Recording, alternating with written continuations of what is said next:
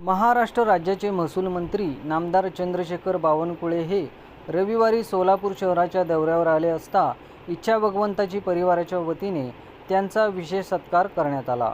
इच्छा भगवंताची परिवाराचे मार्गदर्शक तथा सोलापूर महानगरपालिका प्रभाग क्रमांक 22चे भाजप नगरसेवक किसन जाधव यांच्या पुढाकारातून अशोक चौक परिसरातील स्वातंत्र्यवीर सावरकर उद्यानासमोर हा सत्कार सोहळा पार पडला। यावेळी नामदार बावनकुळे यांना सोलापूरचे ग्रामदैवत श्री शिवयोगी सिद्धरामेश्वर यात्रेतील प्रमुख आकर्षण असलेल्या 7 ही मानाच्या नंदीध्वजाचे प्रतीक असलेले 12 बंदी पोशाखातील नंदीध्वजधारक सिद्धरामेश्वरांची आकर्षक मूर्ती भेट देण्यात आली।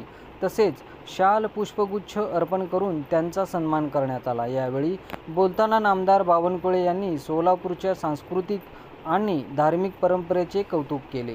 सोलापूरची सिद्धरामेश्वर यात्रा ही राज्याच्या सांस्कृतिक वैभवाचे प्रतीक आहे।